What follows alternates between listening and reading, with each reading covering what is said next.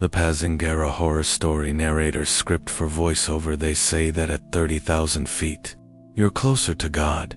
But what they don't tell you is that you're also closer to things that should never be named. Things that hunt in the thin air between earth and heaven, prowling the aluminium corridors of our modern-day chariots. This is the story of Marcus Chen, a 34-year-old regional sales manager who used to believe in coincidences. He used to believe that random encounters were just that random. But after Flight 447 from Denver to Chicago, Marcus learned that some meetings are orchestrated by forces that exist in the spaces between our understandings. It was a Tuesday in October when Marcus's life ended, though he wouldn't realize it, for another 6 months. The flight was delayed due to mechanical issues. He should have taken that as a sign. But Marcus was exhausted, running on 3 hours of sleep and 5 cups of coffee, desperate to get home after a week of failed business meetings in Colorado. The plane was nearly empty, maybe 30 passengers scattered across a vessel designed for 150. Marcus found his seat in row 23, the kind of seat that exists in that dead zone of the aircraft, where the engine noise is loudest, but the service is worst. Marcus was settling in, trying to ignore the way the fluorescent lights flickered in that nauseating pattern that made his eyes water, when someone sat down beside him. He wasn't there during boarding. Marcus was certain of that. The middle seat had been gloriously empty when he'd thrown his jacket over the armrest. But now, there was a man there, and Marcus couldn't remember seeing him walk down the aisle. The stranger was devastatingly ordinary. The kind of face you'd forget the moment you looked away. Medium height, medium build, wearing a gray suit that looked like it had been pressed in 1987 and never cleaned since. His hair was the color of old newspaper, and his eyes were perfectly normal brown. But something about those eyes was wrong. They were too still. Living eyes move constantly, with micro-movements, tracking, focusing, blinking in irregular patterns. This man's eyes moved like a camera lens, adjusting, mechanical, precise, artificial. The stranger didn't look up during the safety demonstration, didn't pull out a phone or a book. He just sat there, hands folded in his lap, staring straight ahead at the seat in front of him. His breathing was wrong, too regular, like a metronome set to 60 beats per minute. Marcus tried to ignore him. He pulled out his laptop and started reviewing the quarterly reports that his boss wanted by Friday, but he could feel the presence there, like a cold draft from an open window. They were somewhere over Kansas when the stranger spoke for the first time. Marcus Chen, 34 years old, regional sales manager for Hartwell Industries, divorced, no children, lives alone in a studio apartment on Maple Street. Marcus stopped typing. The words hit him like ice water in his veins. He turned to look at the man, who was still staring straight ahead. "I'm sorry, do we know each other?" Marcus asked. "Your mother died when you were 16. Cancer. You held her hand in the hospital and promised her you'd be successful. You'd make something of yourself." The laptop screen flickered. The cabin lights dimmed for just a moment, and in that moment, Marcus saw something in his peripheral vision. The other passengers, 30 of them, had turned to look at him, every single one. Their faces were blank, expressionless, and their eyes were the same mechanical brown as the stranger's. "Who are you?" Marcus whispered. "I am an opportunity, Marcus, a chance to fulfill that promise you made to your dying mother." The stranger turned to look at Marcus then, and Marcus saw that his pupils were perfect circles. No iris variation, no light reflection, just black holes that seemed to go deeper than they should. "You're failing, Marcus. Your sales numbers are down 18% this quarter. Your boss is planning to terminate your employment next month. Your ex-wife is remarrying a cardiologist who makes 4 times your salary. You're falling behind on rent, again." Every word was true. Every horrible, pathetic truth Marcus had been trying to ignore. "But I can change that," the stranger continued. "I can give you success beyond your wildest ambitions. Wealth, power, recognition. All I need is for you to do a simple job for me." "What kind of job?" Marcus asked. "When you return to Chicago, you'll find a package in your apartment. Inside will be a list of names and addresses. You'll visit each person on the list and deliver a message." "What message?" "You'll know when the time comes." The plane banked then, turning toward Chicago, and when Marcus looked back, the stranger was gone. Not just gone from the seat, gone entirely, like he'd never been there at all. The only proof of his existence was the business card he'd left on the armrest.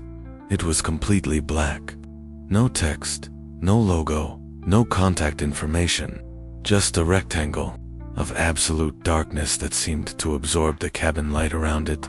The rest of the flight passed in a haze. Marcus kept looking around, trying to catch glimpses of the other passengers' faces, but they were all normal now. Reading, sleeping, scrolling through their phones. No one looked at him. No one seemed to remember the moment when they'd all turned in unison. But Marcus remembered. Marcus took a taxi home from O'Hare. The driver complained about the weather, the traffic, the Cubs' chances next season. Normal conversation with a normal person felt like a revelation after the surreal encounter on the plane. Marcus's apartment building looked the same as always, a converted warehouse in a neighborhood that used to be industrial and was now trying to be trendy. The elevator was broken, as usual, so he climbed 4 flights of stairs to his studio. The package was on his kitchen counter. Marcus hadn't given anyone his key. His landlord was in Florida visiting his daughter. His ex-wife had returned her copy 2 years ago. The building's security was a Joka buzzer system that hadn't worked since the Clinton administration. But there it was, a manila envelope, thick with papers, his name written across the front in handwriting that looked like it had been done with a calligraphy pen. Inside were 12 sheets of paper. Each one had a name, an address, and a photograph. The photographs were unsettling. They looked like they'd been taken from a distance, through windows, showing people in their most private moments, eating dinner alone, crying in their cars, staring at themselves in bathroom mirrors. The first name on the list was Sarah Mitchell, age 42. She lived in a townhouse in Lincoln Park. According to the notes, she was a pediatric nurse at Children's Memorial Hospital. Divorced, 1 daughter in college. The photograph showed her sitting at her kitchen table, holding a bottle of pills. Her face was streaked with tears. Marcus should have thrown the list away, should have burned it, called the police, moved to another city. But he didn't, because at the bottom of the envelope was a check. A cashier's check made out to him for $50,000, and a note that read, "First payment, 11 more upon completion, $600,000. More money than Marcus had made in the last 3 years combined. Enough to pay off his debts, move to a better apartment, maybe even buy a house. Enough to prove to everyone, his ex-wife, his boss, his dead mother, that he wasn't a failure. Marcus told himself he'd just go look. Just drive by Sarah Mitchell's house, see if she was real. He wasn't committing to anything, just gathering information. Sarah's townhouse was in one of those perfect neighborhoods where the sidewalks were clean and the lawns were regulation green. Marcus parked across the street and waited. At 6:47 p.m., she came home from work, still wearing her scrubs. She looked exactly like her photograph, tired, defeated, carrying the weight of too many shifts and too many dying children. Asterisk. Marcus watched her through her kitchen window. She made a cup of tea, sat at the same table from the photograph, and pulled out the same bottle of pills. That's when Marcus felt it. The compulsion, like a voice in his head that wasn't quite a voice, more like a magnetic pull toward her front door. He found himself getting out of the car, walking up her sidewalk. Pressing her doorbell, Sarah opened the door, and Marcus saw her eyes widen with recognition. Not recognition of him, recognition of what he represented. "You're here about the choice," she said, her voice trembling. Marcus nodded, though he didn't understand what she meant. I've been waiting. Every night for 3 weeks. I've been waiting for someone to come. Sarah, I need to tell you something. You have to choose. The words came out of Marcus's mouth without his permission. He hadn't planned to say them, hadn't even known what he was going to say, until he said it. You can continue as you are, carrying the pain, watching children die, fighting a battle you can never win, or you can let go. You can choose peace. If I choose peace, what happens to Emma, my daughter? Sarah whispered. She'll be fine. She'll be better than fine. She'll never have to watch you suffer. Sarah looked at Marcus for a long moment, then nodded. Thank you for coming. Thank you for giving me permission. She closed the door. Marcus walked back to his car in a daze. He didn't understand what had just happened, but he felt different, lighter, like he'd just solved a problem that had been weighing on the universe. 3 days later, Marcus saw Sarah Mitchell's obituary in the Tribune, apparent suicide. She'd left a note saying she was tired of fighting, tired of watching children die, tired of being alone. Her daughter Emma was quoted as saying her mother was finally at peace. Marcus should have been horrified, should have felt guilt, remorse, the crushing weight of responsibility, but he didn't. He felt satisfied, like he'd done something important, something necessary. The second name on the list was David Kowalski. David was 38, a construction worker who'd been laid off 6 months earlier. His wife had left him, taken the kids, moved in with her sister in Milwaukee. The photograph showed him in his garage, staring at a noose he'd hung from the rafters. Marcus found David at a bar on the south side, drinking alone, staring at his reflection in the mirror behind the bottles of whiskey. David, you're tired of fighting, Marcus said, approaching him. David turned to look at Marcus, and Marcus saw the same recognition in his eyes that he'd seen in Sarah's. Yeah, I am. You can choose peace. Your family will understand. They'll remember you as you were before the pain. Will it hurt? David asked. No, it'll be like going to sleep. David finished his drink and left $20 on the bar. He never made it home. They found his car wrapped around a tree on Lakeshore Drive. The police report said he'd been driving over 100 miles per hour when he hit it. No skid marks. No attempt to brake. His ex-wife was quoted in the news as saying, "At least he's not suffering anymore." One by one, Marcus worked through the list. Margaret Santos, the elderly woman whose husband had died of Alzheimer's. Thomas Wright, the teenager who'd been bullied at school. Jennifer Park, the single mother who couldn't afford her son's cancer treatments. Each time, Marcus found them at their lowest moment.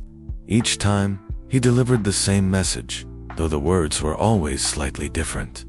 Each time, they chose peace. And each time, Marcus felt better, stronger, more complete. The money appeared in Marcus's account, exactly as promised, $50,000 after each visit. His boss, who'd been planning to fire him, suddenly started praising his work. His ex-wife called out of the blue, wanting to reconnect. Marcus moved to a penthouse apartment with a view of the lake.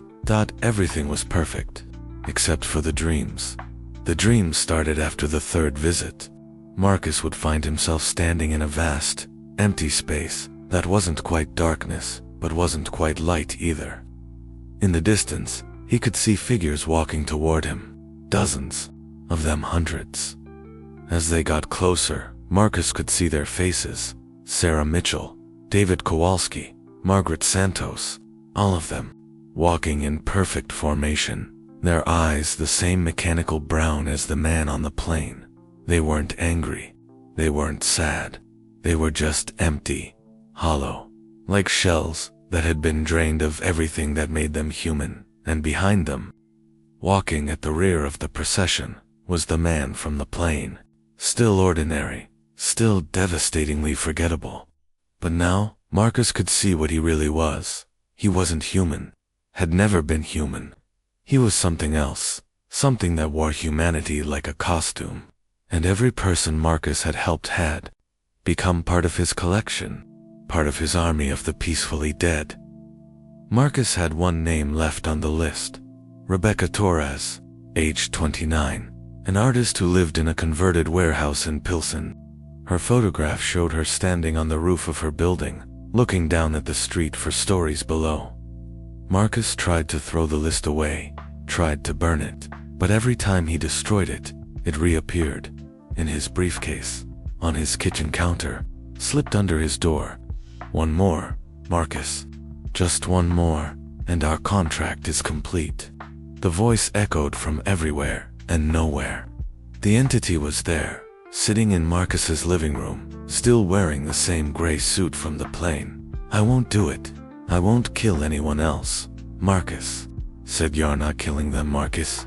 You're liberating them. You're giving them what they want most, end to suffering. They're not suffering anymore because they're dead. Are you so sure about that? The room filled with voices then. All of them. Sarah, David, Margaret, Thomas, Jennifer, and all the others. They were thanking Marcus, thanking him for setting them free, thanking him for giving them peace. But their voices were wrong, flat, mechanical, like recordings of gratitude rather than the real thing. You see, Marcus, you've done good work, important work. One more, and you can rest, the entity said. And if I refuse, then you'll learn what it's like to be on the other side of the conversation. The entity vanished, leaving Marcus alone with the knowledge of what he'd become. He was a collector of souls, a shepherd of the suicidal, a merchant of despair disguised as mercy. But Marcus had one advantage the others hadn't had. He knew what was coming. Marcus found Rebecca Torres on the roof of her building, just like in the photograph. She was standing at the edge, looking down at the street, her dark hair whipping in the wind. You're here about the choice, she said, without turning around. Yes, but not the choice you think, Marcus replied. She turned to look at him, and Marcus saw something different in her eyes. Not recognition, not resignation, curiosity. Rebecca, I need you to listen to me very carefully. There's a man something that looks like a man who's been collecting people like you. People who are in pain, who are considering ending their lives. He sends people like me to convince you to choose death. That's insane, Rebecca said. Is it? Have you been having dreams? Dreams about being somewhere else? Somewhere empty? With other people who all look the same? Rebecca's eyes widened. How did you? Because I've been having them too. We all have been. Everyone he's collected. Everyone he's planning to collect. We're all connected now, all part of his network. What does he want? I don't know. But I know what happens if you choose to jump. You don't find peace. You find something else. Something worse. Marcus, the voice came from behind them. They both turned. The entity was there, standing in the doorway to the roof access. Still ordinary, still wrong. You're not following the script, it said. The script is over. I'm done being your puppet, Marcus replied.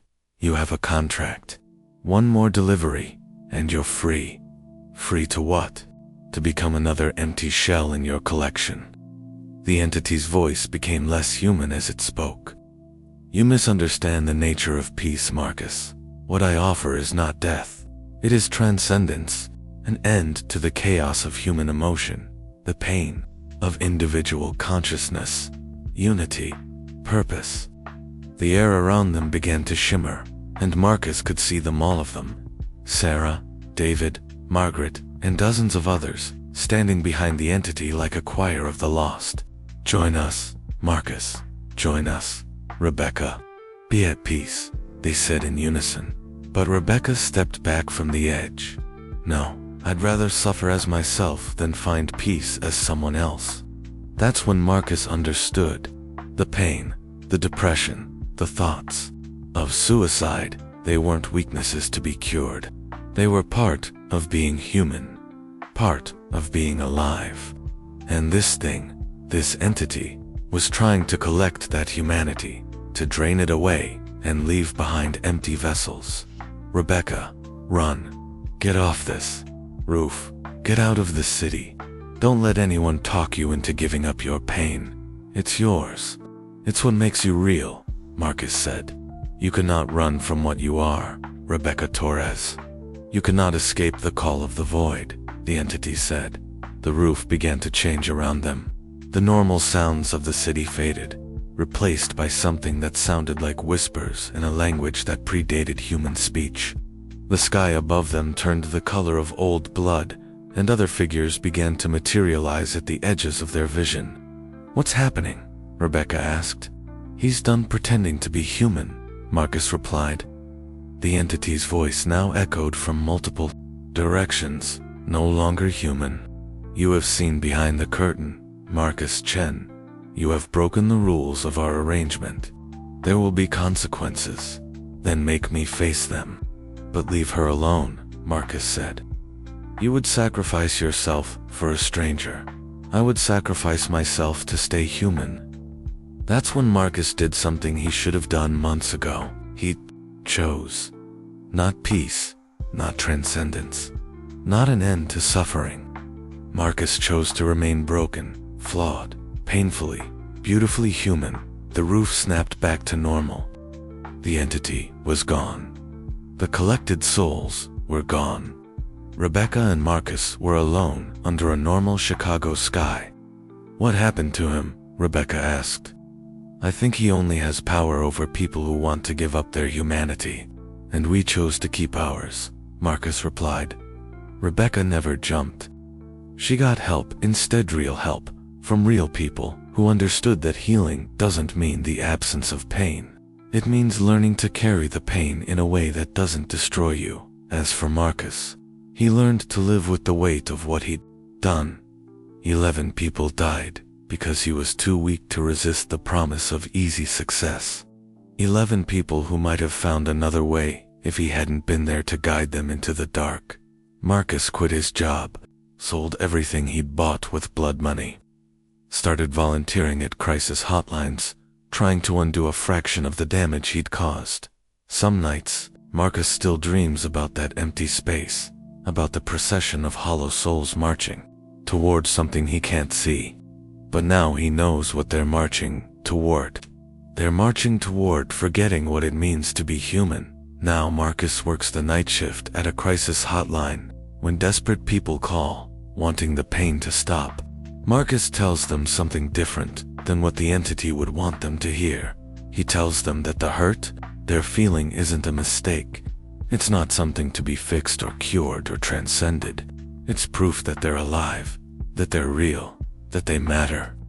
Being human is the hardest thing in the universe, but it's also the most beautiful, because that pain they're feeling is the same capacity that lets them feel joy, love, hope, and wonder. You can't have one without the other. Marcus tells them they don't have to be strong, they just have to be human, and that's enough. That's always enough. They say that at 30,000 feet, you're closer to God, but Marcus has learned that you're closest to the divine when you're firmly planted on the ground, surrounded by other flawed, broken, beautifully human souls who are all just trying to make it through another day. The entity is still out there, Marcus is sure, still riding empty planes, still making offers to desperate people, still promising peace to those who've forgotten. That chaos is the price of consciousness. But now Marcus knows its secret. It can only take what you're willing to give up, and Marcus is never giving up his humanity again. Not for peace, not for success, not for anything. Because being human isn't a problem to be solved. It's a gift to be protected. Sometimes, on quiet nights when the wind is right, Marcus can hear them calling from that empty space between worlds. The collected ones, the peaceful dead. They're not thanking him anymore. They're warning him. Don't let him take what makes you real, they whisper. Don't let him take your pain. Don't let him take your chaos. Don't let him take your humanity. Because, once it's gone, you can never get it back. And peace, true peace, is just another word for extinction.